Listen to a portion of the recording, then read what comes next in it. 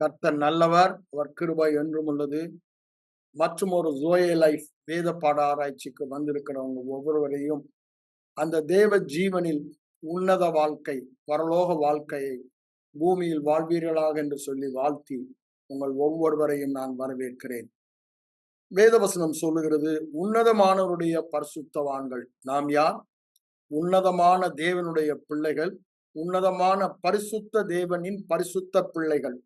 அவர்கள் என்னவா? ராஜரீகத்தையும் என்றென்றைக்கும் உள்ள சதா காலங்களிலும் ராஜ்யத்தை பெற்று சுதந்தரித்துக் கொள்ளுவார்கள்.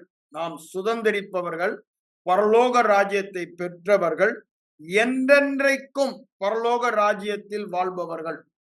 இந்த பூமியின் ராஜ்யத்தின் சட்ட திட்டங்கள் அல்ல, இங்கு கொடுக்கப்பட்ட ஸ்லாக்கியங்கள் அல்ல, பரலோக ராஜ்யத்தின் ஸ்லாக்கியங்களை சுதந்தரித்து கொண்டு சதா காலங்களிலும் அந்த ராஜரீகத்தை பெற்றுக்கொண்டு வாழ்வோம் என்று தானியேல் சொல்லுகிறார்.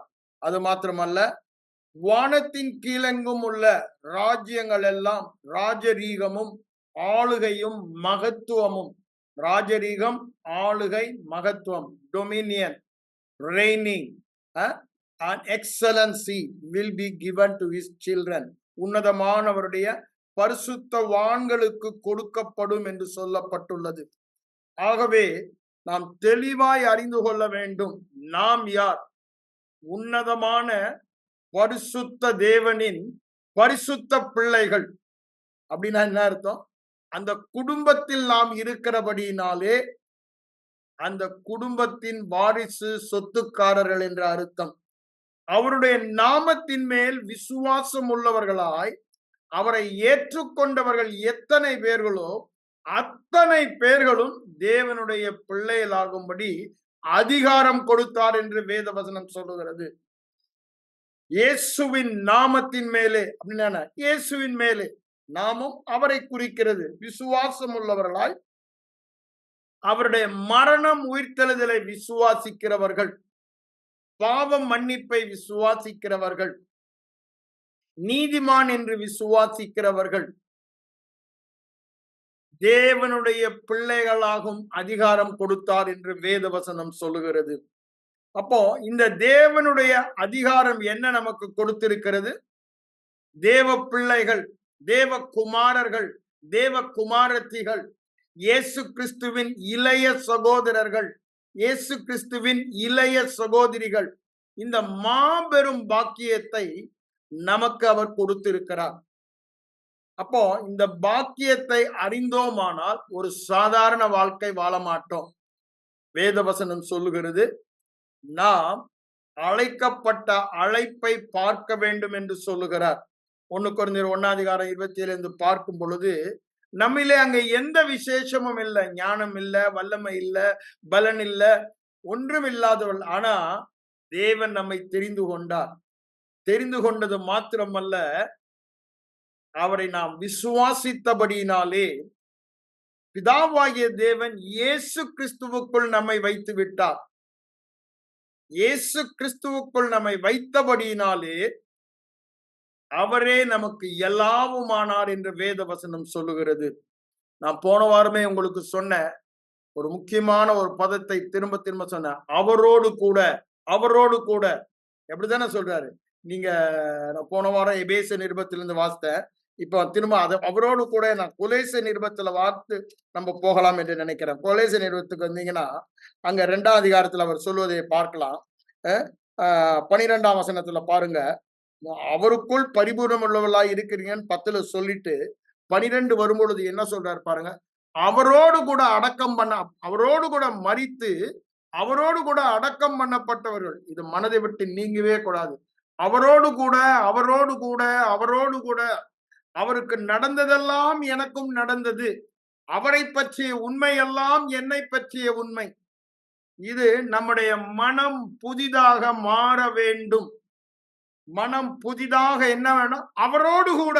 அவருக்கு நடந்ததெல்லாம் எனக்கும் நடந்தது. ஏன்? அவரோடு நான் இணைக்கப்பட்டபடியால், கிறிஸ்துவுக்குள் வைக்கப்பட்டபடியால். அவர் மரித்த பாவத்திற்கென்று அவர் ஒரே தரம் மரித்தார். நானும் பாவத்தின் எல்லைக்கு, பாவத்தின் அதிகாரத்திற்கு, பாவத்தின் வல்லமைக்கு ஒரே தரம் மரித்து அடக்கம் பண்ணப்பட்டவன். இப்படி மனம் புதிதானா பாவம் நம்மளை ஆட்கொள்ளாது, ஆளுகை செய்யாது என்று வேதவசனம் அங்க நம்ம ரோமர் 6ஆம் அதிகாரத்துல படித்தோம். பாருங்க, அவரோடு கூட நாம் மரித்தோம் அப்படின்னு என்ன? பாவத்தின் எல்லைக்கு ஒரே முறை எக்காலத்துக்கும் இயேசு கிறிஸ்து பாவத்தின் எல்லைக்கு, எங்க 6:9 படிக்கிறவங்க, 9-10 வசனங்களை வாசிக்கும் பொழுது 6ஆம் அதிகாரத்துல ரோமர்ல, அப்போ நாமும் அவரோடு கூட ஒரே முறை காலத்திற்கும் பாவத்தின் எல்லைக்கு, பாவத்தின் அதிகாரத்திற்கு, பாவத்தின் வல்லமைக்கு மரித்து அடக்கம் பண்ணப்பட்டவர்களாக இருக்கிறோம். அதிலே அவரை மரித்தோரில் இருந்து எழுப்பின, பாவத்தின் எல்லைக்கு மரித்ததோடு நம்ம விட்டு விடலைங்க. அவரு மரித்தோரிலிருந்து எழுப்பின விசுவாசத்தினாலே அவரோடு கூட எழுந்தவர்களாய் இருக்கிறோம். அப்படின்னா என்ன? அந்த பாவத்தின் வல்லமை முழுவதுமாய் உடைக்கப்பட்டது. உயிரோடு எழும்பும் பொழுது அவர் மாத்திரம் உயிரோடு எழும்பவில்லை. அந்த உயிர்த்தெழுந்த வல்லமை இயேசுவை உயிரோடு எழுப்பின பொழுது நம்மையும் அவரோடு எழுப்பினது. எபேசியர் 1ஆம் அதிகாரம் 18-19 வசனங்கள் அதை நம்ம வாசிக்கிறோம். நம்மையும் அவரோடு கூட எழுப்பினார். அதே வல்லமை இன்று நம்மிலே அந்த மகத்துவமான வல்லமை கிரியை செய்கிறது. நம்முடைய ஆவியிலே கிரியை செய்கிற வல்லமை, உயிர்த்தெழுந்த வல்லமை, நம்மை உயிர்த்தெழ பண்ணின வல்லமை, சகல பாவங்களையும் இயேசுவின் மேல் சுமத்த, அதன் மூலம் அவர் பரிகாரம் செலுத்தின பின்பு அவரை உயிரோடு எழுப்பின வல்லமை, அதே வல்லமை நமக்குள் கிரியை செய்கிறது. காரணம் என்ன? அவரோடு கூட எழுந்தவர்கள், அவரோடு கூட எழுந்தவர்களுக்கு என்ன வல்லமை இருக்கிறது?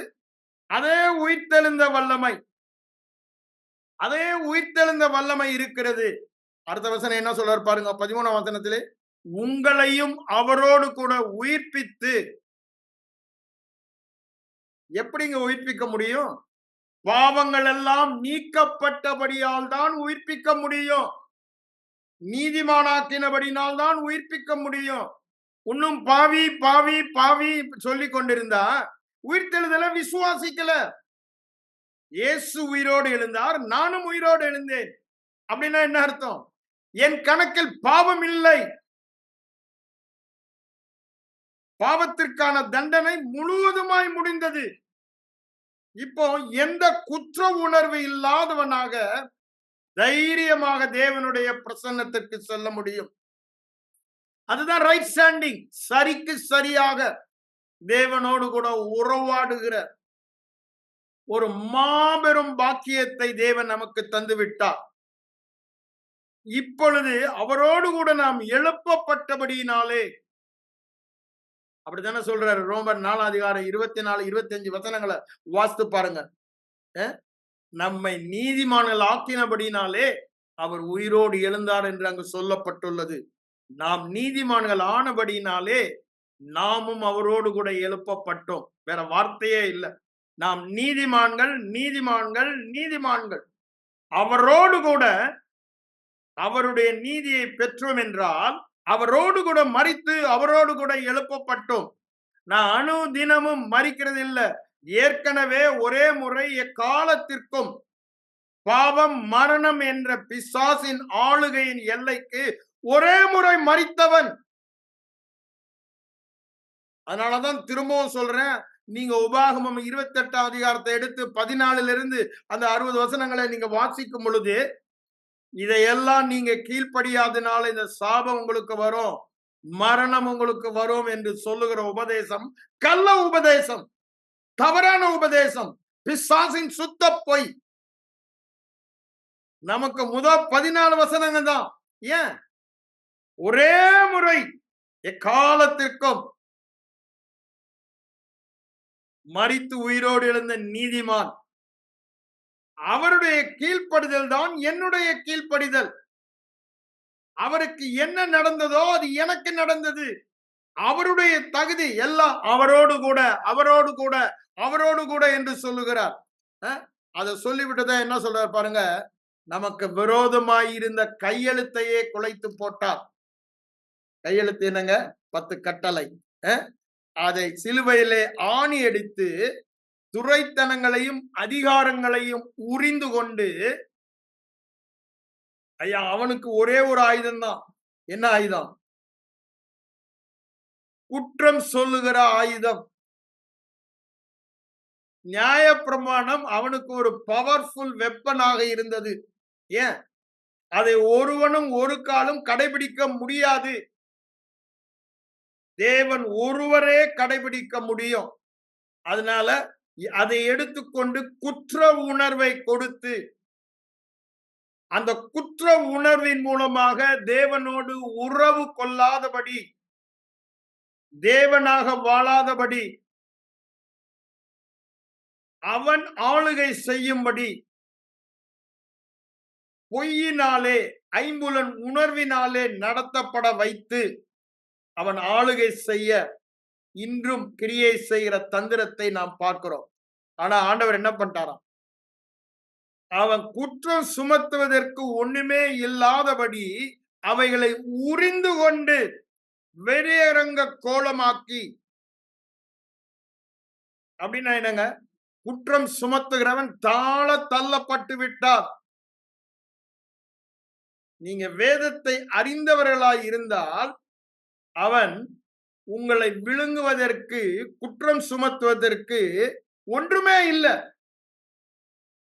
ஏன்? அவரோடு கூட உயிரோடு எழுந்தவன். அவரோடு கூட உயிரோடு எழுந்தவன் என்றால் அவரோடு கூட நீதிமானாக எழுந்தவன். பாவத்தின் எல்லைக்கு, மரணத்தின் எல்லைக்கு ஒரே முறை மரித்தவன். அப்படின்னா என்ன? பாவம் மரணம் என்ற பிரமாணத்தில் இருந்து விடுதலையாக்கப்பட்டவன். பழைய பிரமாணம், நீ பாவம் செய்தால் மரணம், சாபம், வியாதி, துன்பம், தரித்திரம், சாபத்தின் பட்டியல் எல்லாமே. ஆனா அந்த பிரமாணத்தில் இருந்து விடுதலையாக்கப்பட்டவர்கள், ரோமர் 8:2, மனம் புதிதாக வேண்டும். Don't accept anything contrary to the word of God. எப்பேற்பட்ட ஊழியக்காரர், அவர் அற்புத அடையாள ஊழியம் செய்யலாம், விடுதலையின் ஊழியம் செய்யலாம். ஆனா இந்த சத்தியத்திற்கு விரோதமாக, ரோமர் 8:2 சொல்லல, பாவம் மரணம் என்ற பிரமாணத்தில் இருந்து ஆவியின் ஜீவனின் பிரமாணத்தினால் விடுதலையாக்கப்பட்டிருக்கிறோம். அதேதான் அங்க ரோமர் 7:4 சொல்றாரு, 7:6 சொல்லுவதை நாம் பார்க்கிறோம். அதனாலதான் என்ன சொல்றாரு? இயேசு கிறிஸ்துக்கு உட்பட்ட இருக்கிறவர்களுக்கு ஆக்கினை தீர்ப்பு இல்லை. அப்போ இது மனம் புதிதாகவில்லை என்றால், இந்த சத்தியத்தால் பழைய எண்ணங்கள் நீக்கப்பட்டு இந்த சத்தியத்தின் எண்ணங்களால் நம்முடைய எண்ணம் மாற்றப்படவில்லை என்றால், புதிதாக்கப்படவில்லை என்றால், அவன் தன் பொய்யினாலே யார் மூலமும் கொண்டு வருவான், எந்த ஊழியக்காரன் மூலமும் கொண்டு வருவான். நய வஞ்சகன் உங்களை கொள்ளையடிக்க அவன் வகை தேடி சுற்றி திரிகிறான். அதனாலதான் அவரோடு கூட அவருக்கு நடந்ததெல்லாம் எனக்கும் நடந்தது. By my union with him. இதற்கு முன்பாக நான் இருந்தது ஆதாமுக்குள் இருந்தேன். ஆதாமுக்குள் இணைந்தபடியால் பாவம் மரணம் என்ற எல்லையில் இருந்தேன். இந்த உலகத்தில் பிறந்த அத்தனை பேரும் ஆதாமுக்குள் பிறக்கிறபடியால் மாம்சத்தில் பாவம் மரணம் என்ற எல்லையில் இருக்கிறார்கள். ஆனா மறுபடியும் பிறந்தவர்கள் புது சிருஷ்டி. பழைய பாவம் மரணம் என்ற பிரமாணம் ஒளிந்தது, பாவத்தின் எல்லை ஒளிந்தது, பாவம் மரணம் என்ற ஆளுகை, அதிகாரம், வல்லமை ஒளிந்தது. எல்லாம் புதிதாயின. அன்பின் குமாரனின் ராஜ்யம், ஆக்கனை தீர்ப்பு இல்லை என்ற ராஜ்யம், பாவம் மரணம் என்ற பிரமாணத்தை மேற்கொண்ட ஆவியின் ஜீவனின் பிரமாணம் என்ற ராஜ்யத்திற்கு மாற்றப்பட்டுள்ளோம். அப்போ பிசாசு நம்மை குற்றப்படுத்தவே முடியாது. அதனாலதான் குற்றமற்ற மனசாட்சியோடு ஜீவ காலம் எல்லாம், அப்படிதானே சகரியா தீர்க்கன் 1 அதிகாரம் அந்த 76 சொல்றாரு, ஜீவகாலம் எல்லாம் நீதியோடும் பரிசுத்தத்தோடும் அவரை சேவிக்கிற ஒரு இடத்திற்கு நம்மை கொண்டு வந்து விட்டார். இது கிருபை. இயேசு செய்து முடித்தது நம்மை சார்ந்ததல்ல. ரோமர் 4:16 சொல்றாருல, இது கிருபையாய் இருக்குமானால், எதுங்க? எனக்கு ஆக்கினை தீர்ப்பே இல்லை. இயேசு இருக்கிற வண்ணமாகவே நான் இருக்கிறேன். அவருக்கு நடந்ததெல்லாம் எனக்கு நடந்தது. இது கிருபை. அவர் செய்து முடித்தது.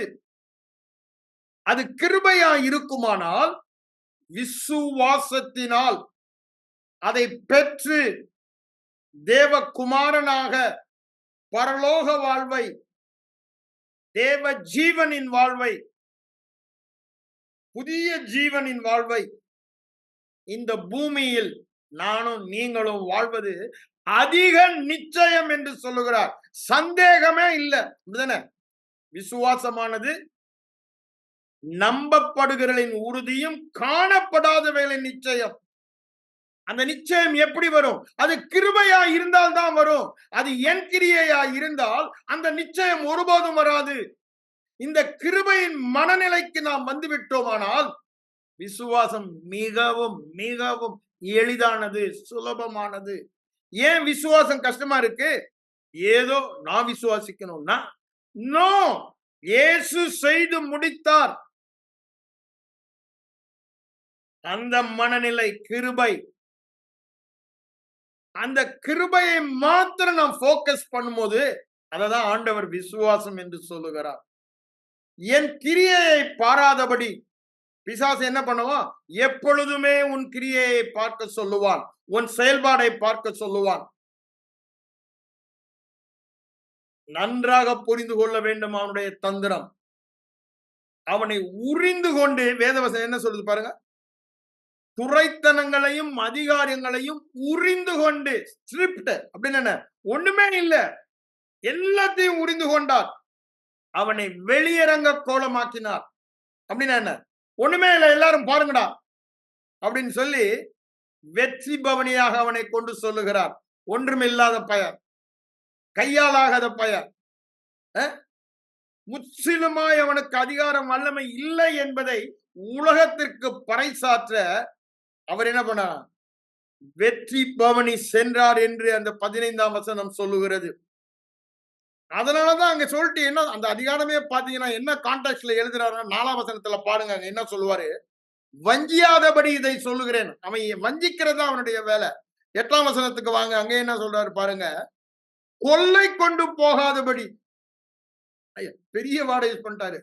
அப்படியே உங்களை கொல்ல கொண்டு போயிடுவான். ஏன்? நமக்கு கொடுக்கப்பட்டிருக்கிற பொக்கிஷம் சொத்து. ஏன்? சாவி கொடுக்கப்பட்ட, சாவி கொடுக்கணும் என்ன? பரலோக ராஜ்யத்தின் சாவினா என்ன? அப்போ உரிமைக்காரன், ஓனர்ஷிப். நான் ஒரு பிளாட்டை வாங்கிட்டேன், வீடை வாங்கிட்டேன்னா என்ன பண்றாங்க? அந்த பில்டர் சாவியை கொடுக்குறாங்க.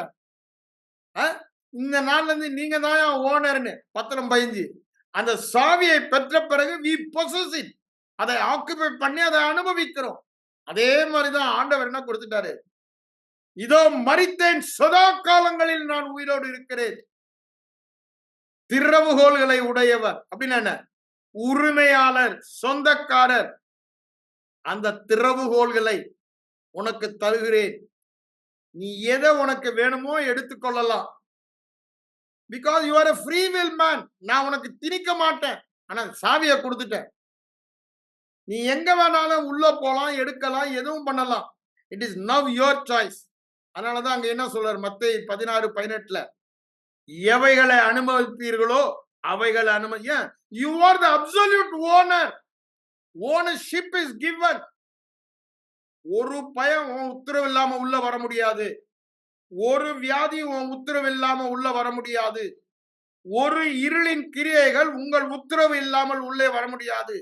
நீங்க அனுமதித்தால், உங்கள் வாயின் தவறான அவன் பொய்யை பேச அனுமதித்தால் தான் அவன் வர முடியும். அதனாலதான் பிசாசுக்கு இடம் கொடாதிருங்கள் என்று வேத வசனம் சொல்லுகிறது. நீங்கள் எவைகளை அனுமதிப்பீர்களோ, பரலோகத்தையே கையில கொடுத்துட்டு அதை அனுமதிக்காம வேற எதை அனுமதிக்க போறோம்? அததான் நம்முடைய வாழ்க்கையில அனுமதிக்க போறோம். அததான் அனுபவிக்க போகிறோம். அததான் இங்க சொல்றாரு. ஒருவனும் கொள்ளை கொண்டு போகாதபடி 8ஆம் வசனத்துல சொல்றாரு பாருங்க. ஒருவனும் கொள்ளை கொண்டு எவ்வளவு பெரிய சொத்துக்கு உரிமைக்காரன கையில சாவியை கொடுத்துட்டாரு. You name anything that is yours என்றாரு. எல்லாம் உங்களுடையது. 1 கொரிந்தியர் 3:21 23 எல்லாம் உங்களுடையது. எல்லாம். அது வேற எக்ஸெப்ஷனே இல்லை. எல்லாம் உங்களுடையது. You name it and take it. Whatever you wanted you take it என்றாரு. ஆனா நம்ம என்ன பண்றோம்? இன்னும் மனம் புதிதாகாதபடினாலே கெஞ்சுகிறோம், பிச்சை எடுக்கிறோம், அழுகிறோம், புலம்புகிறோம். ஆண்டவரே ஒண்ணுமே பண்ண முடியாது. ஏன்? முழுமையா கொடுத்துட்டேன்றாரு. You are the absolute owner. இயேசு கிறிஸ்துவோடு கூட உடன் வாரிசு, உடன் பங்காளி. அவர் சொல்லுகிறார், திறவுகோல்களை நான் எல்லாவற்றின் மேலும் நான் ஜெயித்து விட்டேன். சகல, அதாவது பிசாசு நயவஞ்சகமாய் ஆதாம் ஏவலிடத்தில் திருடினதை திரும்பவும் பெற்றுக்கொண்டேன். சிலுவை மரணம் உயிர்த்தெழுதல் மூலமாக நீதியாக அவர் செய்தார். அடாவடித்தனம் பண்ணி பெற்றுக் கொள்ளவில்லை, நீதியாக பாவத்தின் சம்பளம் மரணத்தை எல்லா நீதியையும் நிறைவேற்றி அந்த அதிகாரத்தை பூமியை மனிதனுக்கு கொடுத்தாரே, அதை திரும்பவும் அவர் பெற்றுக்கொண்டு மனிதனுக்கு கொடுக்கிறார். அததான் மத்தேயு 28:18 நம்ம வாசித்தோம். ஆனா இதை அறியாதபடினாலே தேவ ஜனம் கொள்ளை போகிறார்கள். அதுதான் இங்க சொல்றாரு 8ஆம் வசனத்துல, கொள்ளை கொண்டு போகாதபடி. ஏன் இந்த சத்தியத்தை இங்க சொல்றாரு? உங்களுக்குரியத அவன் கொள்ளையடிப்பான். அவனுடைய வேலையே அதுதான். திருடன், கொள்ளையடிப்பவன், அழிப்பவன், அவனுடைய வேலையே அதுதான். பொய்யன், பொய்க்கு பிதா. அவனுடைய வேலையே குற்றப்படுத்துவன். 16ஆம் வசனம் அப்படித்தான் சொல்றாரு. குற்றப்படுத்தி கொள்ளையடிப்பான். அது மாத்திரம் சொல்றான். திருப்பி 4ஆம் வசனம் சொன்னது பாருங்க. உங்கள் பந்தய பொருளை நீங்கள் இழந்து போகாதபடி உங்களை வஞ்சியாதிருக்க பாருங்கள் என்று சொல்லுகிறார். ஏன்? உங்கள் மனம் புதிதாகாமல் பழைய சிந்தை, மாம்ச சிந்தை என்றால் என்ன? மறுபடியும் பிறப்பதற்கு முன்பாக தேவன் ஆவியில் இல்லாதபடியினாலே, தேவ உதவியே இல்லாமல் நாமாக சிந்தித்து நாமாக செயல்பட்ட விதத்திலே செயல்பட்டு கொண்டு வந்தோமே, அந்த எண்ணங்கள், அந்த செயல்பாடுகள் எல்லாம், அந்த சிந்தனா முறைகள் எல்லாம் நம் மனதிலே அரண்களாக விட்டு போகப்பட்டுள்ளது. ஆவியிலே எல்லாம் ஒளிந்தது, எல்லாம் புதிதானது. மனதில் உள்ளவைகள் அல்ல. அது நம்முடைய வேலை. அதனாலதான் நான் திரும்ப திரும்ப திரும்ப திரும்ப சொல்றேன், தியானத்தின் மூலமாக மனம் புதிதாக வேண்டும், புதிதாக வேண்டும், புதிதாக வேண்டும். புது சிருஷ்டியை குறித்து வேதம் என்ன சொல்லுகிறதோ அவைகளை குறித்து மனம் புதிதாக வேண்டும். அப்படி இல்லைன்னா அவன் வஞ்சிப்பான். அவன் வஞ்சிக்கிறானா என்ன அர்த்தம்? சாதாரண வாழ்க்கை வாழ்ந்து கொண்டிருக்கிறோம். சாதாரண வாழ்க்கை வாழ்ந்து கொண்டிருக்கிறோம் என்றால் உலக மக்களுக்கும் நமக்கும் வித்தியாசம் இல்லை. பரிசுத்தவான் என்று சொல்லும் பொழுது அசாதாரணமானவர்கள், அன்காமன் அகியோஸ். ஒரு அசாதாரண வாழ்க்கைக்கு வாழ தேவன் நம்மை முன்குறித்து, முன்னறிந்து, அழைத்து, நீதிமானாக்கி மகிமைப்படுத்தி இருக்கிறார்.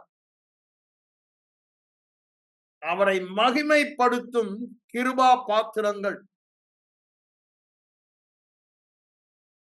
நல்லா யோசித்து பாருங்க. நாம் அவரை மகிமைப்படுத்துகிறோமா? சாதாரண வாழ்க்கை வாழ்ந்து எப்படிங்க மகிமைப்படுத்த முடியும்? தேவ ஜீவனில் வாழும் பொழுதுதான் தேவனை மகிமைப்படுத்த முடியும். அதனாலதான் இப்ப நம்ம பார்த்த இதன்படி நமக்கு கொடுக்கப்பட்ட வல்லமையையும் அதிகாரத்தையும் நாம் அறிந்து கொள்ள வேண்டும். நமக்கு கொடுக்கப்பட்ட வல்லமையும் அதிகாரத்தையும் அறிந்து கொண்டோமானால் அற்புத வாழ்க்கை வாழ முடியும். அற்புத வாழ்க்கை வாழ்வதற்கு நமக்கு கொடுக்கப்பட்ட அதிகாரம் வல்லமையை அறிய வேண்டுமானால் நாம் யார், நாம் எங்கு இருக்கிறோம், என்ன கொடுக்க, இது நாம் அறிய வேண்டும். கிறிஸ்துவோடு இணைக்கப்பட்டிருக்கிறேன், அவரோடு கூட இணைக்கப்பட்டிருக்கிறேன். அவர் வேறு, நான் வேறு அல்ல. ஒரே ஆவியாய் இருக்கிறேன். அவருடைய பிரதான நோக்கமே என்ன? அவரோடு கூட இணைக்கப்படுவதற்காக நம்மை அழைத்தார். அததான் சொல்றாரு யோவான் 14ல, நான் போய் ஒரு ஸ்தலத்தை ஆயத்தம் பண்ணி நான் இருக்கிற இடத்திலே என்றென்றும் நீங்களும் நானும் இருக்கும்படி, இப்ப எப்படி நான் பிதாவிலும் பிதா என்னிலும் இருக்கிறோமோ அதே மாதிரி நான் உங்களிலும் நீங்கள் என்னிலும் இருக்கும்படி நான் ஆயத்தம் பண்ண போகிறேன் என்று சொன்னார். உன்னத அனுபவம், கிறிஸ்தவ வாழ்க்கையின் உன்னத அனுபவம். அதனாலதான் நம்மை தேவர்கள் என்று வேத வசனம் சொல்லுகிறது. தேவ குமாரர்கள். அவர் இருக்கிற வண்ணமாகவே நாம் இருக்கிறோம். இது பிசாசு நம்ம அப்படித்தான் பார்க்கிறோம். நம்ம ஆவி மனிதனை, ஏஞ்சல்ஸ் அப்படித்தான் நம்மள பார்க்கிறாங்க. தேவ ஆவியான அவ்வாறு பார்த்து வேத வசனத்தில் நமக்கு எழுதி கொடுத்திருக்கிறார். நாம தான் தவறாக பார்த்து கொண்டிருக்கிறோம். காணப்படுகிறவர்களை பார்க்க கூடாது, காணப்படாத மண்டலத்தில் நாம் எப்படி இருக்கிறோம் என்று வேதவசனம் சொல்லுகிறதோ அவ்வாறு நம்மை பார்க்க அழைக்கிறார். அப்ப பாருங்க, இந்த அதிகாரம் வல்லமை கொடுக்கப்பட்ட நோக்கம் என்ன? நாம் அவ்வாறு வாழ வேண்டும். அன்னைக்கு அந்த 70 பேருக்கு நம்ம லூக்கா 10ஆம் அதிகாரத்துல பாக்குறோம். ஆண்டவர் அதிகாரம் வல்லமையும் கொடுத்து அனுப்புகிறாரு. அவங்க வந்து என்ன சொல்றாங்க? உம்முடைய நாமத்திலே பிசாசுகளும் கீழ்ப்படுகிறது என்று சொல்லுகிறார்கள். அப்படின்னா என்ன அர்த்தங்க? நமக்கு அந்த நாமத்தான கொடுத்திருக்காரு. இயேசுவின் நாமத்தை குறித்த ஒரு வெளிப்பாடு இல்லாம அதிகாரத்தை குறித்த வெளிப்பாடை பெற்றுக்கொள்ள முடியாது. பரிசுத்த ஆவி உங்களிடத்தில் வரும் பொழுது you shall receive power. அப்படிதானே? நீங்கள் வல்லமை, அப்போ வல்லமை பெற்று விட்டோம். you shall, அல்ல எது அம்பிகுட்டியே இல்ல. நீங்கள் பரிசுத்த ஆவி வரும் பொழுது வல்லமையை பெற்றவர்கள். என்ன வல்லமை? உயிர்த்தெழுந்த வல்லமை. அந்த வல்லமைக்கு ஈடாக உலகத்துல எந்த வல்லமே இல்ல. சர்வ வல்லமை உள்ள தேவனுடைய வல்லமையை பெற்றவர்கள். ஆனா அதிகாரத்தை அறியாதபடியினாலே, அதிகாரம் என்றால் என்ன? இந்த வல்லமையை உபயோகப்படுத்த கொடுக்கப்படும் அனுமதி. அதிகாரம் இல்லாமல் வல்லமையை உபயோகப்படுத்த முடியாது. அந்த அதிகாரத்தை இயேசுவின் நாமத்திலே கொடுக்கிறார். வேதத்துல 2 வார்த்தை. வல்லமைக்கு என்ன போட்டு சில இடத்துல மாத்தி மாத்தி டிரான்ஸ்லேட் பண்ணுவாங்க. ஒரிஜினல்ல பாத்தீங்கன்னா வல்லமைக்கு எல்லாம் டியூனாமிஸ் டியூனாமிஸ் டியூனாமிஸ் தான் போட்டிருக்கோம். இதுக்கு அதிகாரத்திற்கு எக்ஸூசியா. அப்போ இட்ஸ் a delegated power. இந்த வல்லமையை உபயோகப்படுத்த தேவன் கொடுக்கிற அனுமதி. the power of attorney எல்லாரும் புரிஞ்சுக்கிறாங்கல்ல. பவர் பத்திரம், பவர் கொடுத்திருக்காங்க. சாதாரண படிக்காதவங்க கூட சொல்றான். புரோக்கருங்கெல்லாம் என்ன சொல்றான்? பவர் சார், பவர் இருக்கு. ஓனர் வெளியூர்ல இருக்காரு, அவரு சவுதியில இருக்காரு, இங்க பவர் கொடுத்திருக்காரு, நம்ம என்னைக்குனாலும் முடிச்சுக்கலாம். ஏன்? அனுமதி கொடுத்திருக்கிறார். அதை விற்கவும் வாங்கவும் அதை மெயின்டைன் பண்ணவும் பேங்க்ல லோன் அனுமதி. Power of attorney is given. அதேதான் நமக்கு இயேசுவின் நாமத்துல பவர். அவருடைய வல்லமையை நான் உபயோகப்படுத்தும் அதிகாரத்தை இயேசு என்ற நாமம், அந்த டைட்டில் டீட் என்ன? இயேசு என்ற நாமத்தில் அந்த அதிகார பத்திரத்தை நமக்கு கொடுத்திருக்கிறார். அதனாலதான் உலகமெங்கும் போய் சர்வ சிருஷ்டிக்கும் சுவிசேஷத்தை பிரசங்கிங்கன்னு சொல்லிட்டு என்ன சொல்றாரு? என் நாமத்தினாலே. அப்படின்னா என்னங்க? என்னுடைய அதிகாரத்தினாலே, என்னுடைய அதிகாரத்தினாலே. எனக்கு சகல அதிகாரமும் கொடுக்கப்பட்டு இருக்கிறது என்றவர் இயேசு என்ற நாமத்தில் அந்த அதிகாரத்தை நமக்கு தந்தார். அங்க மத்தேயு 10ஆம் அதிகாரத்திலையும் பார்க்கிறோம், லூக்கா 9ஆம் அதிகாரத்திலையும் பார்க்கிறோம். 12 சீஷர்களை அழைத்து அவர்களுக்கு வல்லமையும் அதிகாரமும் கொடுத்தார் என்று சொல்லப்பட்டுள்ளது. அதை உபயோகப்படுத்த கட்டளை கொடுத்தார் என்று மத்தேயு 10:5 சொல்வதை பார்க்கிறோம். அவங்க புறப்பட்டு சென்று எங்கும் பிரசங்கம் பண்ணி பிசாசை விரட்டி வியாதியஸ்தர்களை சுஸ்தமாக்கினார்கள். ஏதோ அவங்களுக்கு ஒரு ஸ்பெஷல் இருந்துச்சா? இல்லங்க. It was dedicated by Jesus. அன்னைக்கு chosen few 12 பேரை தெரிந்து கொண்டு அவர்களுக்கு கொடுத்தார். 70 பேரை தெரிந்து கொண்டு அவர்களுக்கு கொடுத்தார். ஆனா இப்பொழுது அவரை விசுவாசிக்கிறவர்களால் நடக்கும் அடையாளங்களாவன. மார்க் 16:17 16ஆம் அதிகாரம் 17 வாசித்து பாருங்க. ரொம்ப தெளிவாய் சொல்லுகிறார். காரணம் என்னங்க? அவர் அந்த அதிகாரத்தை பெற்றார். அதனாலதான் வேத வசனம் இயேசுவின் நாமத்தை குறித்து திரும்ப திரும்ப திரும்ப சொல்வதை பார்க்கலாம். ஆதி அப்போஸ்தல சபை இந்த நாமத்தின் மகத்துவத்தை அறிந்தபடியினாலே, ஏன் தேவனையும் தேவனுடைய நாமத்தையும் பிரிக்கவே முடியாது. நாமம் என்று சொல்லும் பொழுது அது அவரை குறிக்கிறது. இயேசுவின் பெயர் இயேசுவை குறிக்கிறது. அதனாலதான் சொல்றாரு என் நாமத்தினாலே என்று சொல்லுகிறார். அப்ப என்ன அர்த்தம்?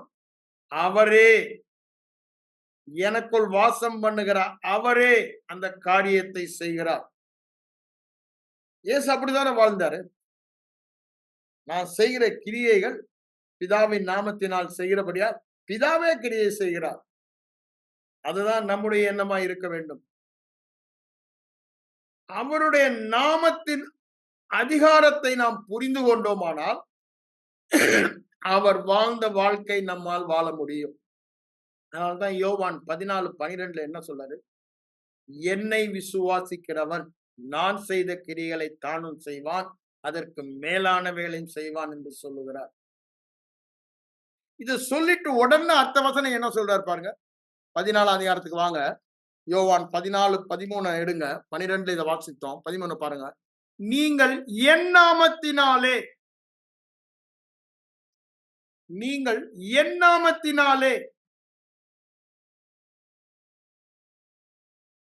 எவைகளை கேட்பீர்களோ,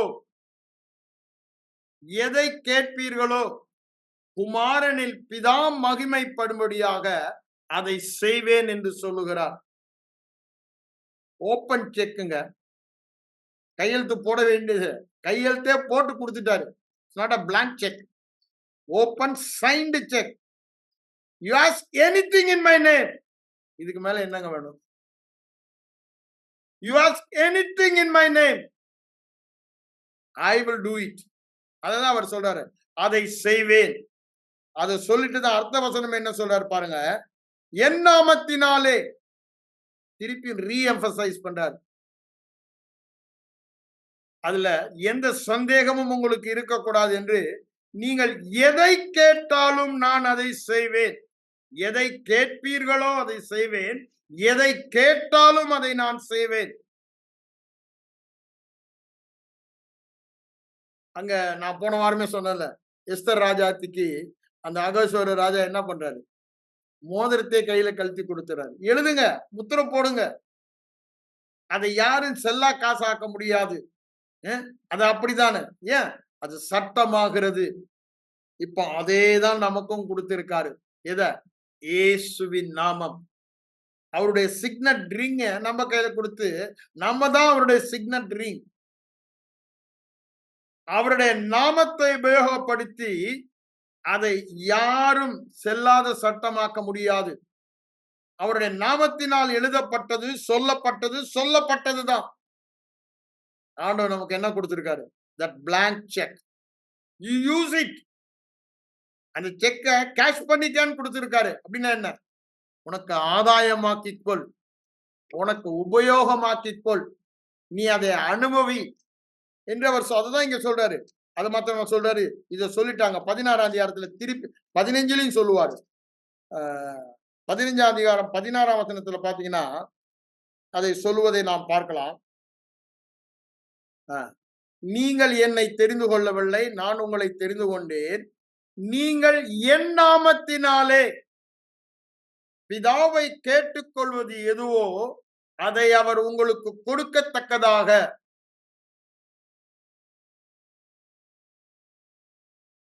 கேட்டுக்கொள்வது எதுவோ அதை கொடுக்கத்தக்கதாக கனி கொடுக்கும்படி, கனி நிலைத்திருக்கும்படி உங்களை ஏற்படுத்தினேன் என்று சொல்லுகிறார். அதே 16ஆம் அதிகாரத்துக்கு வாங்க. 16ல என்ன சொல்றாரு பாருங்க. 23ல நான் உங்களுக்குள்ள வந்து வாசம் பண்ண போறேனே, நம்ம இருவரும் ஒன்றாய் இருக்க போறோமே, நான் இருக்கிற இடத்துல என்றென்றுமாய் நீங்க இருக்க போறீங்களே, அந்த நாளிலே, அதுதான் இங்க சொல்றாரு பாருங்க ஆரம்பிக்கும் போது, அந்த நாளிலே நீங்க என்னிடத்தில் வந்து நாளுக்கு உடம்பு சரியில்ல, ஏதா பண்ணுங்க, சுகமாக்குங்க, இவனை பேய் பிடிச்சு ஆட்டுது, இதை ஓட்டுங்க ஆண்டவரே, இந்த குடும்பத்துல குழப்பம் இருக்கு, இதை சால்வ் பண்ணுங்க ஆண்டவரே அப்படின்னு ஒண்ணு என்ன கேட்க மாட்டீங்க. எந்த நாளில? நான் உங்களுக்குள்ள வந்து நான் உங்களிலும் நீங்கள் என்னிலும் கிறிஸ்து என்னிலும் நான் கிறிஸ்துவிலும் இருக்கிற அந்த நாளிலே, அவரோடு ஒன்றாய் இணைக்கப்பட்ட அந்த நாளிலே நீங்க வந்து இது வேணும் அது வேணும், இது பண்ணுங்க அது பண்ணுங்க, ஒண்ணும் என்ன கேட்க மாட்டீங்க. அதுதான் இங்க சொல்றாரு. அந்த நாளிலே நீங்கள் என்னிடத்தில் ஒன்றும் கேட்க மாட்டீர்கள். உங்களுக்கு சந்தேகமா இருக்கா? அதுக்காக 2 தடவை சொல்லிடுறாரு. மெய்யாகவே மெய்யாகவே, இது மனம் ஏற்றுக்கொள்ளாது.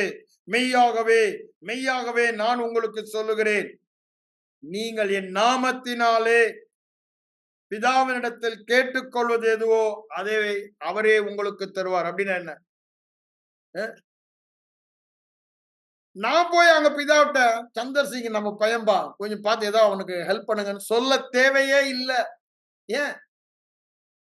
நானும் நீங்களும் ஒன்றாய் இருக்கிறோம். அப்படின்னா என்ன அர்த்தம்? நான் கேட்டாலும் ஒண்ணுதான், நீ கேட்டாலும் ஒண்ணுதான். we became one. அவரை நீ இந்த உலகத்தில் பிரதிபலிக்கிறாய். அவருடைய நாமம் அவரை பிரதிபலிக்கிறது. It represents him. அப்படிதானே? அவர் இல்லாத இடத்துல ஏன்னா நம்ம கண்களால காண முடியல, அதனால அவரை ரெப்ரசன்ட் பண்ண அவருடைய நாமம் நமக்கு கொடுக்கப்பட்டு இருக்கிறது. In his place, his name is given, power is given, authority is given. நீங்க டைரக்டா கேட்கலாம், என்கிட்ட வரணும்னே இல்லை. மெய்யாகவே மெய்யாகவே நான் உங்களுக்கு சொல்லுகிறேன், கேட்டுக்கொள்வது எதுவோ அதை உங்களுக்கு அவர் தருவார். இதுவரைக்கும் என் நாமத்தினாலே, ஏன் கூடயே அவர் இருந்தாரு, கூட வச்சுக்கிட்டு அவர் நாமத்துல சொல்றேன்னு சொல்லுமா? நானும் ஒரு பிரசிடண்ட் சேர்ந்து போறோம். போகும்போது அங்க பிரசிடண்ட் இருந்தாலே போதும், சொல்றதெல்லாம் செஞ்சிருவாங்க. பிரசிடண்ட் நாமத்துல நான் சொல்றேன் இதெல்லாம் செய்யுங்கன்னு சொல்லணுமா? இல்ல. இப்போ அவர் காணக்கூடிய மண்டலத்தில் இல்ல. அதனால என்ன சொல்றாரு? என் நாமத்தினாலே மெய்யாகவே மெய்யாகவே சொல்ற, இதுவரைக்கும் நான் கூட இருந்தபடினால நானே எல்லாம் உங்களுக்கு பண்ணிட்டேன், நீங்க எதுவுமே கேட்கறதுக்கு தேவையில்லாம போயிடுச்சு. ஆனா இப்பொழுது சொல்ற, என் நாமத்தினாலே கேளுங்கள், அப்பொழுது உங்கள் சந்தோஷம் நிறைவாய் இருக்கும்படி பெற்றுக் கொள்வீர்கள்.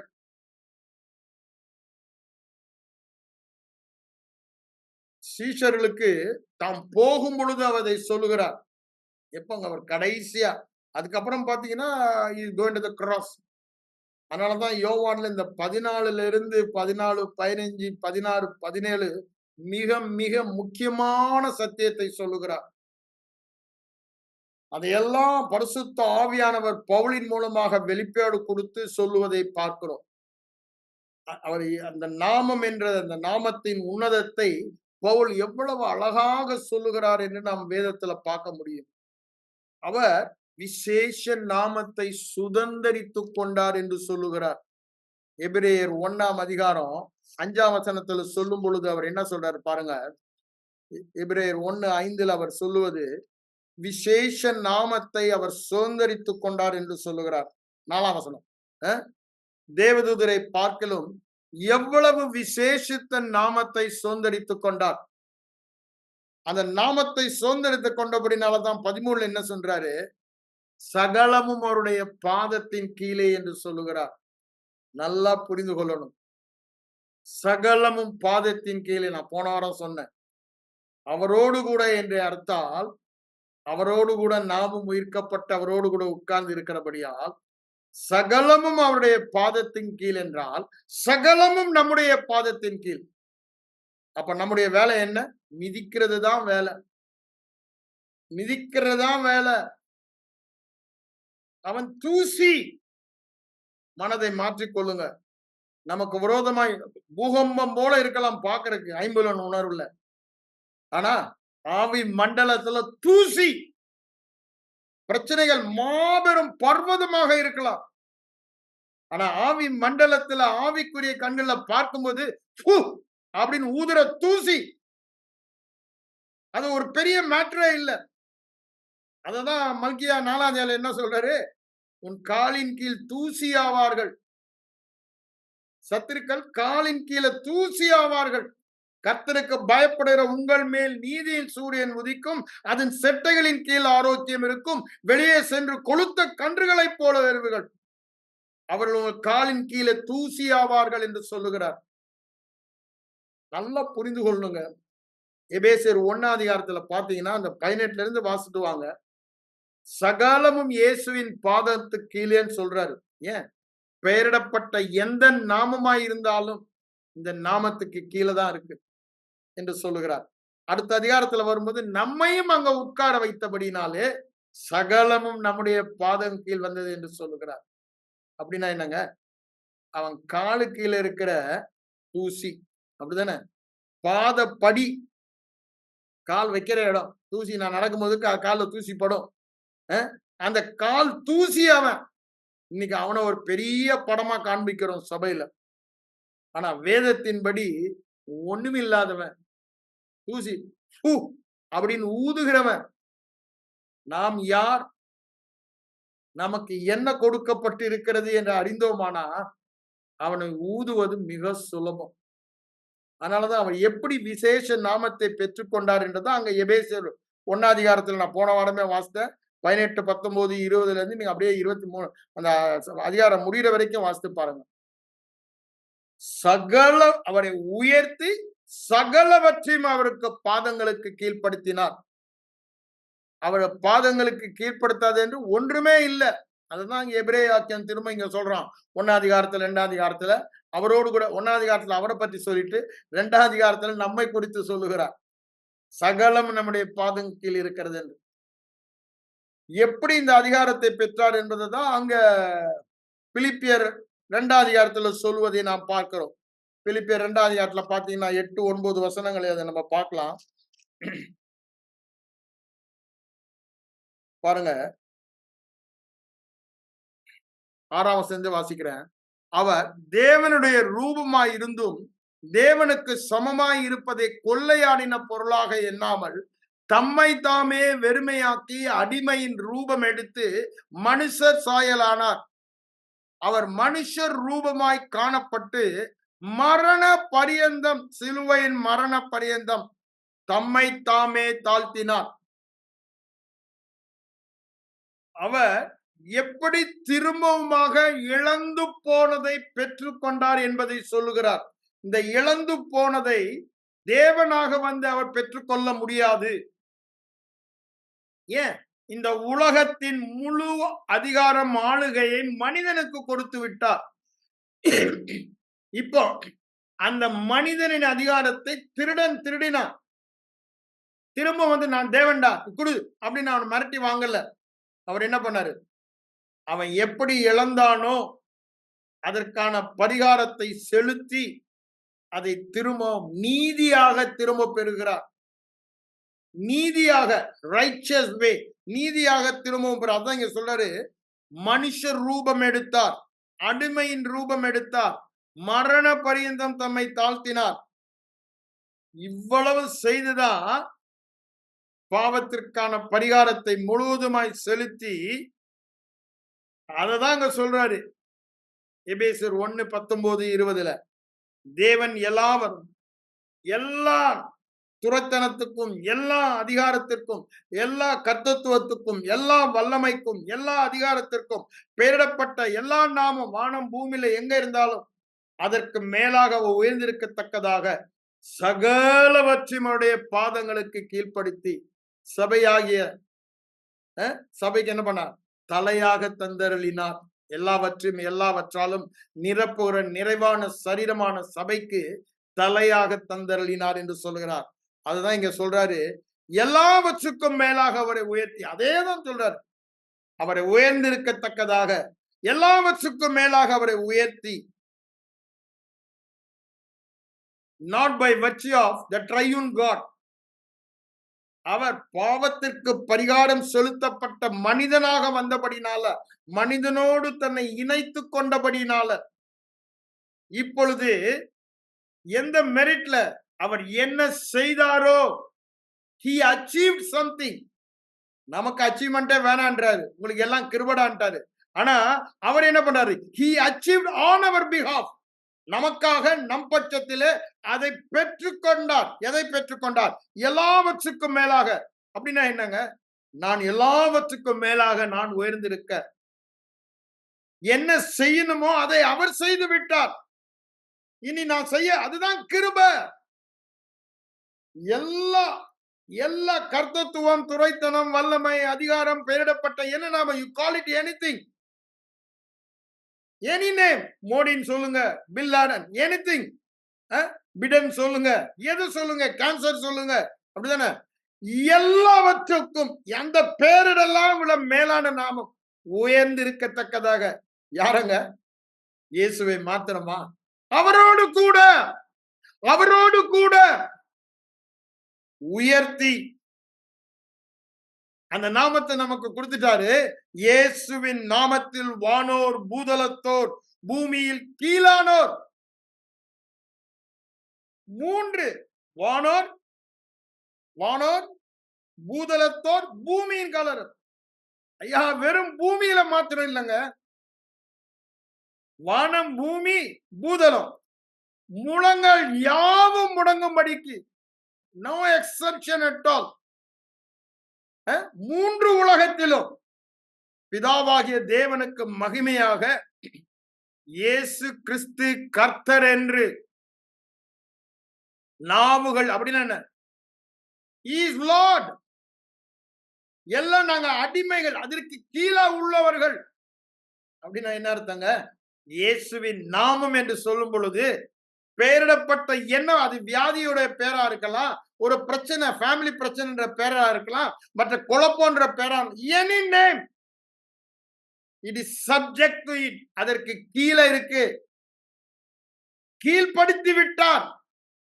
You name anything in the world, எல்லாமே எதற்கு கீழா வந்துருச்சு? இயேசுவின் நாமத்துக்கு கீழாக. ஒருவனை நான் போவென்றால் போகிறான், வாவென்றால் வருகிறான். ஏன்? நான் அதிகாரத்தில் இருக்கிறேன்னு சொல்றான். அந்த அதிகாரம் தான் இந்த கர்த்தர் என்று. Yes, you are the boss. நீங்க போனா நான் போகணும். அப்படி நீ என்ன பேரிடப்பட்ட எதுவா இருந்தாலும், என்ன பிரச்சனை, அதுக்கு என்ன நீங்க பேரை வச்சாலும், அவைகள் எல்லாம் இயேசு என்ற நாமத்துக்கு கீழே இருக்கிற சபார்டினேட்ஸ், அடிமைகள். ஆண்டவரேன்னு கீழே இருக்கும். போனா ஓடணும், வானா வரணும், செய்யணும்.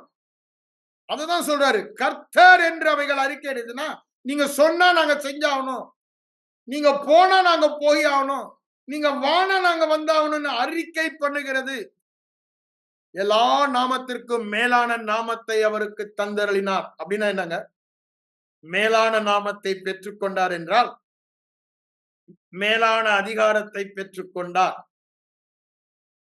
100 சொல்றான்ல, அதை நல்ல மனதில் வைத்து பாருங்க. அதிகாரம். இந்த பிரதான ஆசிரியர் கூட, ஏன் அதை ஒரு நல்ல எக்ஸாம்பிள் ஆச்சு. பிரதான ஆசிரியர் என்ன கேட்கறான்? இயேசு கிட்ட வந்து, எந்த அதிகாரத்துல நீ செய்யறப்பா?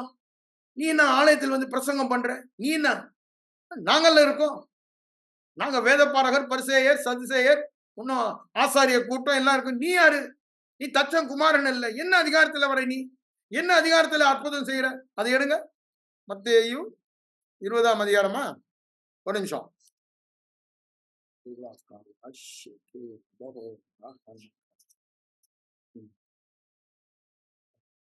23ஆம் வசனம். 20ஆம் அதிகாரம் 23ஆம் வசனம். அவர் தேவாலயத்தில் வந்து உபதேசம் பண்ணுகையில் பிரதான ஆசாரியரும் ஜனத்தின் மூப்பரும் அவரிடத்தில் வந்து, நீர் எந்த அதிகாரத்தினால் இவைகளை செய்கிறீர்? இந்த அதிகாரத்தை உமக்கு கொடுத்தது யார்? அப்ப பாருங்க, it is what is that? He was demonstrating power by miracles. அப்படிதானே? அற்புதங்கள் செய்து வல்லமையை வெளிப்படுத்துகிறார். வந்து கேக்குறாங்க, என்ன அதிகாரம் உனக்கு இருக்கு? யார் உனக்கு அனுமதி கொடுத்தா? அப்படின்னு கேக்குறாங்க. ஆனா அங்க ஆண்டவர் அவங்கள கேள்வியிலேயே மடக்கிறாரு. அதனால அவருக்கு அது சொல்லல. அது தேவ அதிகாரம் என்று சொன்னா இவங்க ஏன் கீழ்ப்படியில யோவானுக்குன்னு கேட்பான்னு சொல்லிட்டு அது தேவ அதிகாரம். இது அதிகாரம், இது தேவன் எனக்கு கொடுத்த அதிகாரம். இயேசுவுக்கு பிதா கொடுத்த அதிகாரத்திலே அவர் உலகத்திலே செயல்பட்டார். இப்போ நமக்கு இயேசு கொடுத்த அதிகாரத்திலே நாம் செயல்பட வேண்டும். அப்படிதான் ஆதி அப்போஸ்தலர்கள் செயல்பட்டதை பார்க்கிறோம். அப்போஸ்தலர் நடபடி புத்தகத்துக்கு வாங்க. 3ஆம் அதிகாரத்துல நம்ம ஏற்கனவே பார்த்ததுதான். பேதுரு என்ன பண்றாரு? பிறவி சப்பானியை இயேசுவின் நாமத்தில் எழுந்து நட. ஏன்? எல்லா நாமும் அதுக்கு கீழ் இருக்கத்தக்கதாக ஆண்டவர் என்று அறிக்கை பண்ண முழங்கால் படியிட மேலான நாமத்தை கொடுத்தார். அப்ப அந்த மேலான நாமத்துக்கு முன்னாடி சப்பானி என்ற நாமம் என்ன பண்ணணும்? முழங்கால் படியிடணும். போனோம் சப்பானி என்ற வியாதி போக வேண்டும். அது பிறவி சப்பானியோ ஆக்சிடென்ட் சப்பானியோ இந்த நாமத்துக்கு கீழே தான் இருக்கு. அதுக்கெல்லாம் ஆண்டவர் இவர்தான். போனா போய்தான் ஆகணும். அதனாலதான் என்ன சொல்ற பாருங்க, நசரனாகிய என்னிடத்தில் இருக்கிறது. ஏன்? ஆண்டவர் தனக்கு கொடுக்கப்பட்ட அதிகாரத்தை குறித்த வெளிப்பாடு பெற்ற மனிதன். என்னிடத்தில் இருக்கிறதை உனக்கு தருகிறேன், எழுந்து நட என்று சொல்லுகிறார். இயேசுவின் நாமத்தில. அப்போ கால்கள் யாவும் முடங்க வேண்டும், நாவு யாவும் அறிக்கை பண்ண வேண்டும், மேலான நாமம் என்று சொல்லுகிறார் பிலிப்பியர் நிருபத்துல. அங்க எபிரேய நிருபத்துல விசேஷமான நாமத்தை சுதந்திரித்துக் கொண்டார். எல்லா நாமத்திற்கும் மேலாக எபேசியர்ல என்ன சொல்ற 1ஆம் அதிகாரத்துல உயர்ந்திருக்கத்தக்கதாக அவரை எழுப்பி தம்மோடு கூட உன்னதங்களில் வீற்றிருக்க வைத்து எல்லாவற்றையும் அவருடைய பாதங்களுக்கு கீழ்ப்படுத்தினார்.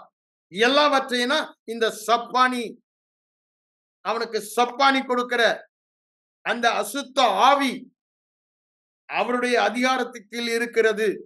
ஆகவே அவர் என்ன சொல்றான்? அந்த அதிகாரம் சொல்லலாம். இவன் திரும்பி இந்த ஆவி உனக்கு இல்லப்பா இயேசுக்குன்னு. ஆனா இங்க என்ன சொல்றாரு? இயேசுவின் நாமத்துல அது எனக்கு கையளிக்கப்பட்டிருக்கிறது. இப்ப நான் இயேசுவின் நாமத்துல சொல்லும் பொழுது இயேசுவே சொல்லுகிறதற்கு சமானம். இயேசுவின் நாமம் என்று சொல்லும் பொழுது அந்த இடத்தில் இயேசு இருந்து சொன்னால் என்ன நடக்குமோ அது அப்படியே நடக்கும். அதுதாங்க நடந்தது. இயேசு பிறவி சப்பானியை பார்த்து எழுந்து நட என்று கையை பிடித்து தூக்கி விட்டால் அது அப்படியே செய்யணும். போ என்றால் போகணும், வா என்றால் வரணும், செய் என்றால் செய்யணும். அதுதான் அதிகாரம். இயேசுவின் நாமம் எல்லா நாமத்திற்கும் மேலான அதிகாரம். சகலமும் அதன் பாதத்துக்கு கீழே தூசி. அதுதான் இங்க நடக்கிறது. அப்ப எல்லாரும் ஆச்சரியப்படுறாங்க. அங்க 16ஆம் அதுல சுவிசேஷத்தை சொல்லிட்டு 16ல என்ன சொல்ற பாருங்க, அவருடைய நாமத்தை பற்றும் விசுவாசத்தினாலே. உடனே நினைக்கலாம், ஓஹோ இதுக்கு செப்பரேட் விசுவாசம் வேணும் போல. இல்லங்க, சாதா விசுவாசம் தான். இயேசுவை எப்படி விசுவாசிகள்? இயேசுவின் நாமம். ஏன் இயேசுவின் நாமம் என்று சொல்லும்போது இயேசுவை குறிக்கிறது. என்ன விசுவாசம்? காணப்படாதவைகளை நிச்சயம், நம்பப்படுகிற உறுதி. எல்லாம் அவருடைய அதிகாரத்துக்கு கீழே இருக்கு. அந்த அதிகாரம் உள்ள நாமத்தை எனக்கு கொடுத்திருக்கிறாரு. நான் சொன்னா நடக்கும். அதை நான் காணல. ஆனா தேவ சத்தியம் சொல்லுது. இல்லாதவளை இருக்கிறது போல அழைக்க சொல்லுது. அப்போ அந்த விசுவாசம் தான் இயேசுவின் நாமத்தின் மேல உள்ள விசுவாசம். அந்த விசுவாசம் தான் இங்க பேதுரு செயல்படுகிறாரு. இதுக்கு ஒரு ஸ்பெஷல் விசுவாசத்தை வளர்த்துக் கொள்ளணும்னு எங்கேயும் வேதத்துல போடல. Same faith, the simple faith, simplicity of faith. அப்படிதானே? தேவன் சொல்லுகிறபடினால என் நாமத்தினாலே பிசாசுகளை துரத்துவீங்க, வியாதியஸ்தரை குணமாக்குவீங்க. அவர் சொன்னாரு. அது அப்படியே அவர் சொன்னதுதான். துரத்துவீங்கன்னா துரத்துவீங்க தான். அதுக்கு மேலையும் கீழையும் ஒண்ணுமே இல்ல. அவர் சொல்ல ஆகும், அவர் கட்டளையிட நிற்கும். ஒரு வார்த்தை கூட அதுல ஒழியாது, நிறைவேறாமல் நிறைவேறும். அதுதான் இங்க சொல்றாரு. அவருடைய நாமத்தை பற்றும் விசுவாசத்தினாலே, அவருடைய நாமமே அப்படின்னு அந்த நாமம் மேலான நாமம், விசேஷ நாமம். அந்த நாமத்துக்கு கீழே முழங்கால் படியிடணும் எல்லா காலம். எல்லாம் நாம அறிக்கா அந்த அதிகாரம் உள்ள நாமத்துல சொல்றேன் அப்படின்னு என்ன அர்த்தம்? அந்த அதிகாரம் உள்ளவர் சொல்லுகிறார். அந்த நாமத்துல சொல்றேன்னா அந்த அதிகாரம் உள்ளவர் சொல்லுகிறார். நீ இடத்த காலி பண்ணி தான் ஆகணும். You have to vacate. நீங்க இருக்க உனக்கு உரிமை இல்ல. வானம் பூமி, பூமிக்கு கீழே 3 உலகத்தில் உள்ள அதிகாரத்தை கொடுத்துட்டாரு. நான் வெக்கேட்னா நீ வெக்கேட் பண்ணி ஆகணும். நீ இல்லீகலா பொசஸ் பண்ணிட்டு இருக்க. இந்த மனிதனுக்குள்ள இல்லீகலா நீ வந்திருக்க. நான் வந்துட்டேன் உரிமைக்காரன். நான் சொல்றேன் உரிமைக்காரன் சொல்றேன், கெட் அவுட். நீ வெளியே போய்தான் ஆகணும். You have to vacate. நான் உனக்கு இங்க அனுமதி கொடுக்கல, வெளியே போ. This is belongs to me. இந்த ராஜ்யம் என்னுடைய ராஜ்யம். திறவுகோல்களை உடையவன் இயேசு என்ற நாமத்தில் திறவுகோல்களை எனக்கு தந்திருக்கிறார். நான் சொல்றேன், get out, vacate, காலி பண்ணிட்டு ஓடு. என்னாச்சு? அததான் அவர் அங்க சொல்றாரு. இவனை பலப்படுத்தினது அந்த விசுவாசம் என்னுடைய விசுவாசம் அல்ல, அவரோடு அவரோடு இணைக்கப்பட்டபடியினால் அவருடைய விசுவாசம் என்னுடைய விசுவாசம். அதான் சொல்றாரு. அவராலே, அவரோடு இணைக்கப்பட்டபடியினாலே, அவராலே, அவருடைய விசுவாசமே உங்கள் எல்லாருக்கும் முன்பாக இவனுக்கு சர்வாங்க சுகத்தை. இதை செஞ்ச பிறகு நான் வாசிக்க வந்தது அடுத்த அதிகாரம் தான். அங்க அடுத்த அதிகாரத்துல ஆண்டவராய் இயேசு கிறிஸ்து கேட்ட மாதிரி இவரையும் கேள்வி கேட்பதை பார்க்கலாம். 4ஆம் அதிகாரத்துல இது 5000 பேர் ரட்சிக்கப்பட்டு பெரிய கூட்டமே பின்னால போகுதுன்னதும் இவனுக்கு என்னடா ஒரு இயேசுவை கொண்டா, ஏகப்பட்ட இயேசு எழுப்பிட்டானுங்க, என்ன பண்ணுன்னு தெரியலேன்னு பொறாமையில அவனுக்கு ஒன்றும் பண்ண முடியாம அவனை பிடிச்சி அரெஸ்ட் பண்றாங்க. ஆனா வெளியரங்கமா அற்புதம் நடந்துருச்சு. ஜனங்க நம்மள கல்லடிச்சிருவானுங்க, இவனை ஒன்றும் பண்ண முடியாது. அடுத்த நாள் காலையிலேயே கூட்டி அவங்கள விசாரிக்கிறாங்க. அப்ப என்ன பண்றான் பாருங்க, 7ஆம் வசனத்துல, அவர்களை நடுவே நிறுத்தி நீங்கள் எந்த வல்லமையினால், அடுத்தது என்ன சொல்ற, எந்த நாமத்தினால், அங்க என்ன கேட்டாங்க, எந்த அதிகாரத்தினால். நாமம் என்ன?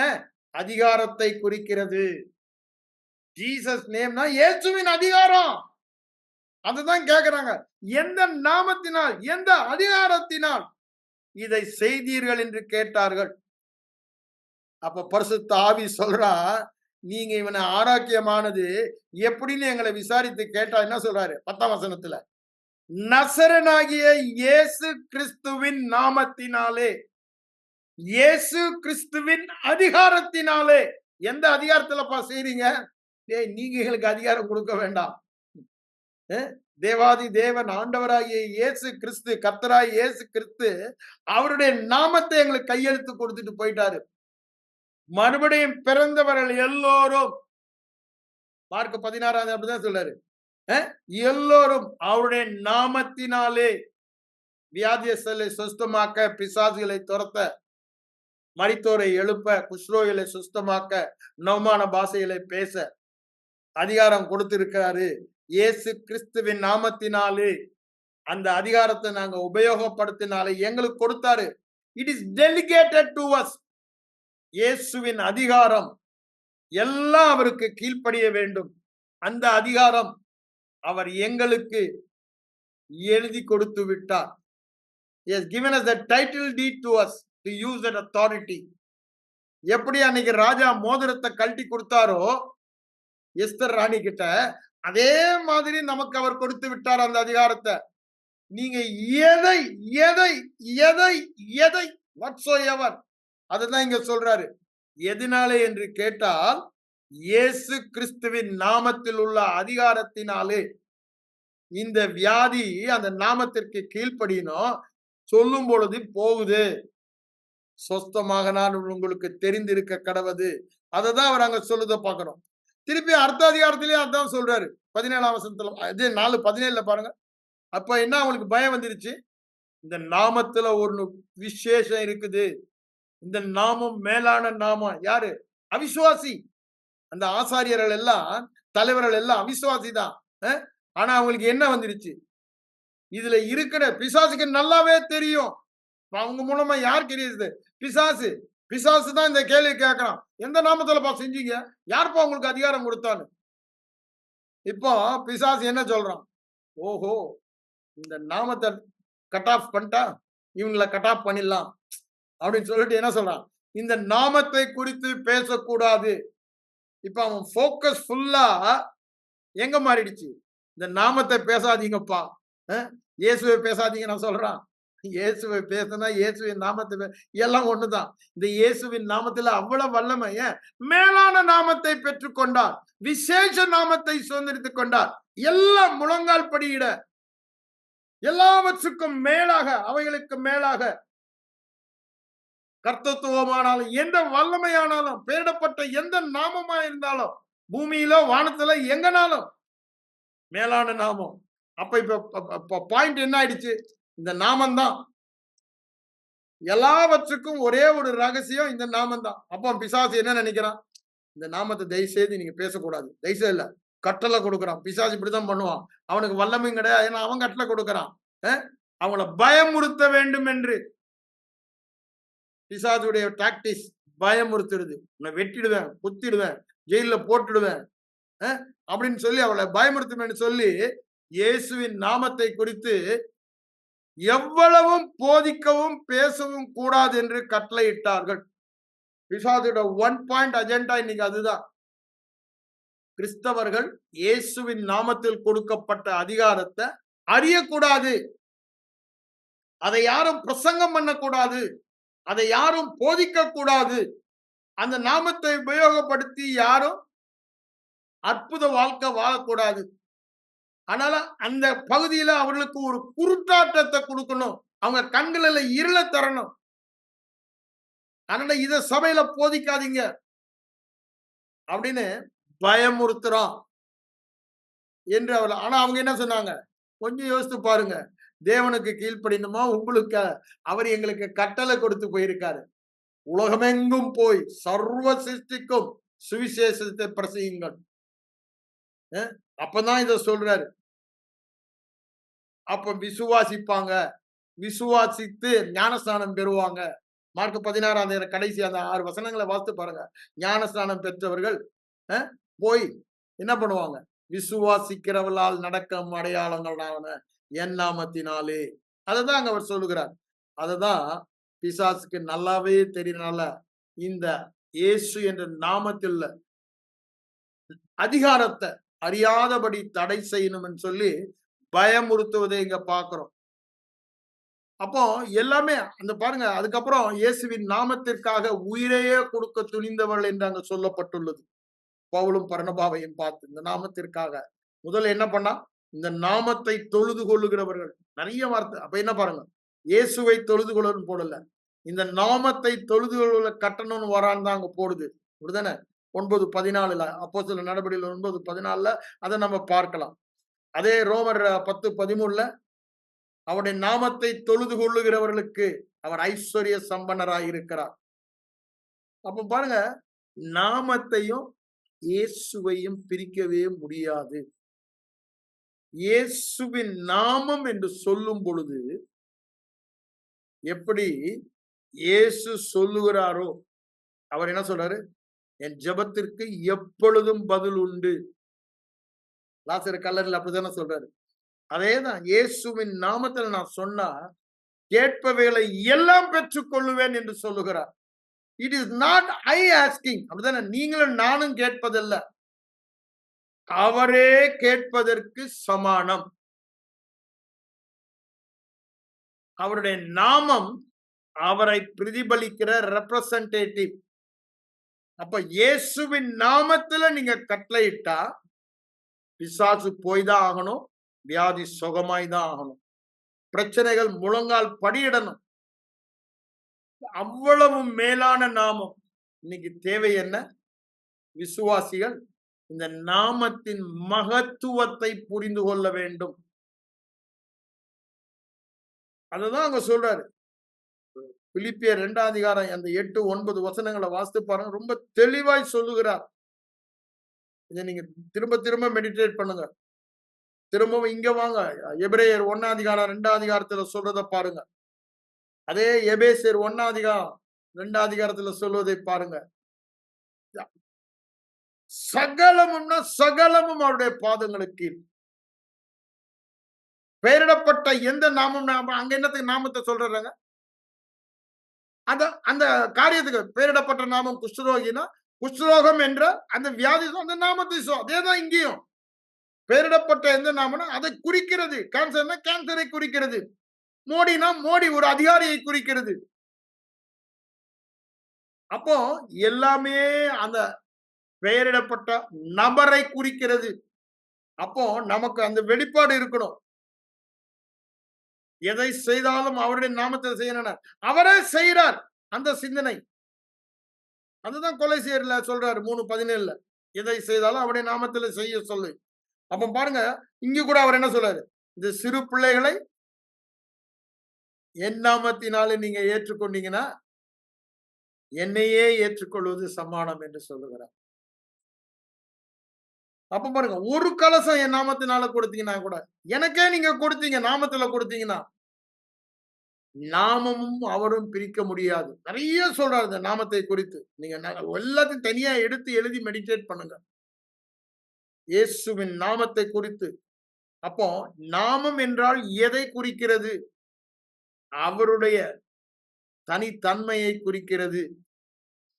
அப்போ அவர் இருந்தா என்ன நடக்குமோ, அவர் சொன்னா என்ன நடக்குமோ, அது அப்படியே இயேசுவின் நாமத்தை உச்சரித்து சொல்லும் பொழுது நடக்கும். அதனாலதான் சொல்றாரு, என் நாமத்தினாலே பெற்றுக்கொண்டு கனி கொடுத்து சந்தோஷமாயிருங்கள் என்று சொல்லுகிறார். ஏன்? இந்த நாமத்தின் ரகசியத்தை வெளிப்பாடாக பெற்றுக்கொண்டோமானால் கனி கொடுக்கிற வாழ்க்கை தான் வாழுவோம். அப்படிதானே?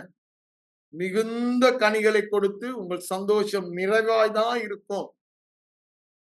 அந்த வாழ்க்கைக்கு தான் நம்மை அழைத்து இருக்கிறார்.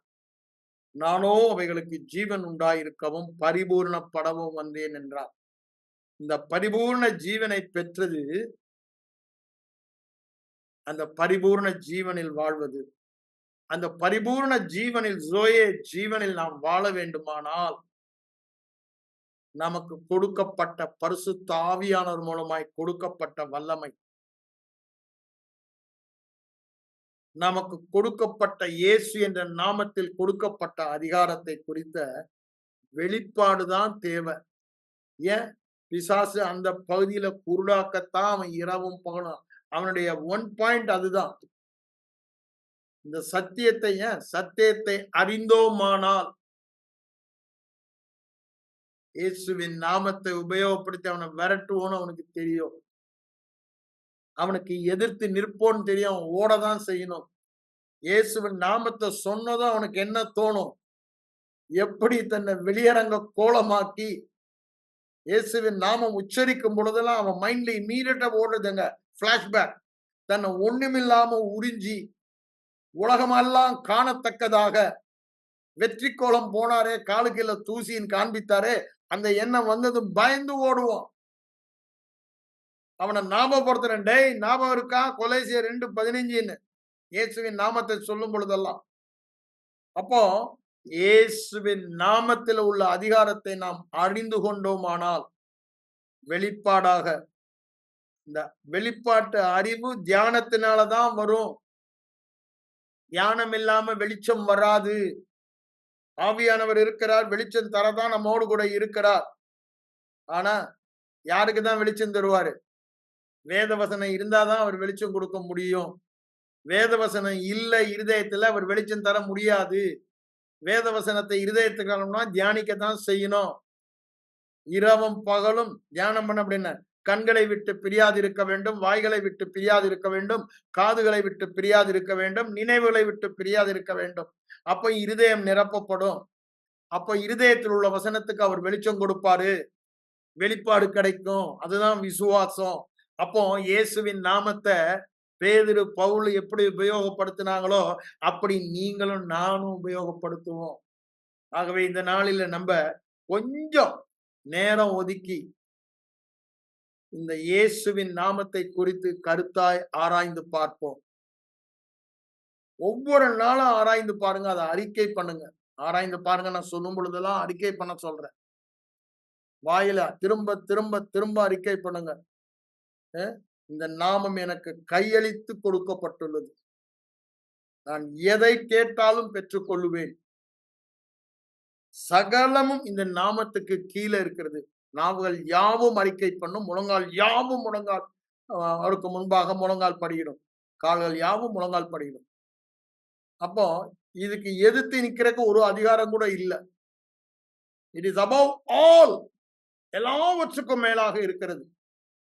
அப்போ அதை நான் அறிந்தோமானால் அதை உபயோகப்படுத்துவோம். அதை உபயோகப்படுத்துவோமானால் பரிபூர்ண ஜீவனின் வாழ்க்கை வாழ்வோம். கண்களை மூடி ஜெபிப்போம். எங்கள் அன்பின் பரலோக பிதாவே, இந்த மத்தியான வேலைக்காக உம்மை நன்றியோடு சோத்திருக்கிறோம் ஆண்டவரே. இந்த மத்தியான வேலையில கூட நாங்கள் இந்த ஜோயே ஜீவனில் வாழ்வதற்கு நீங்க வல்லமையை மாத்திரம் எங்களுக்கு தரல ஆண்டவரே. அந்த வல்லமையை உபயோகப்படுத்துகிற அனுமதியாகிய அதிகாரத்தை இயேசுவின் நாமத்திலே எங்களுக்கு கொடுத்திருக்கீங்க ஆண்டவரே. ஆண்டவரே, வருகிற நாட்களில நாங்கள் இந்த நாமத்தை குறித்து ஆழமாக வேதத்தில் இருந்து தியானித்து கற்று தேர்ந்து அதை வெளிப்பாடாக பெற்று பேதுருவை போல, பவுலை போல, ஆதி அப்போஸ்தலர்கள் சீஷர்களை போல நாங்களும் இயேசுவின் நாமத்திலே ஒரு அற்புத மண்டலத்தின் வாழ்க்கை வாழ எங்க ஒவ்வொருவருக்கும் நீர் உதவி செய்ய செபிக்கிறோம். தொடர்ந்து எங்கள் கண்களை இந்த பகுதியில் திறந்தரலும். இயேசுவின் மூலம் ஜெபம் கேளும் எங்கள் நல்ல பிதாவே. ஆமென்.